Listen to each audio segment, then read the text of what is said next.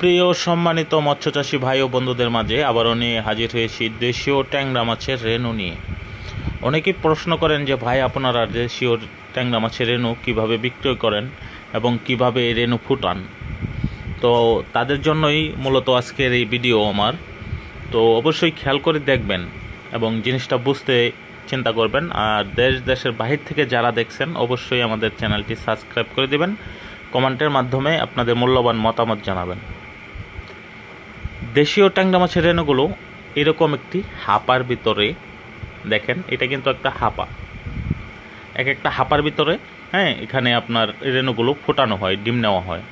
তো এগুলো এখানে আপনার এরকম পরিমাণে ফোটানো হয় যে এখানে একটা হাপায় 1 থেকে 1.5 লক্ষ করে পোনা হবে যদি আপনার পুকুরে ভালো প্রোডাকশন আসে এবং ভালো রেজাল্ট আসে।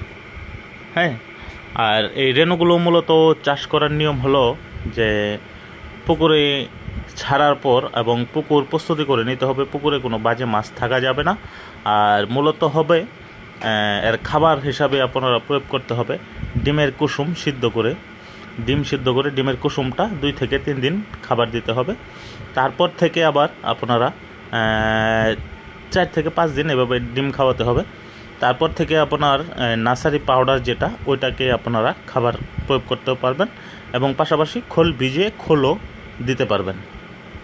তো এভাবেই কিন্তু আপনার এই রেণুগুলোকে খাবার দিতে হবে। আর অবশ্যই খেয়াল করে দেখবেন যে আমার ভিডিওর মাধ্যমে এই ডিমগুলো এখানে দেওয়ার পর এভাবেই শাওয়ারিং দিচ্ছি। শাওয়ারিংয়ের পর আপনার এই ডিমগুলো ফুটে রেণুতে পরিণত হবে। আর এভাবে আপনার এই রেণুগুলো ফোটানো হয়।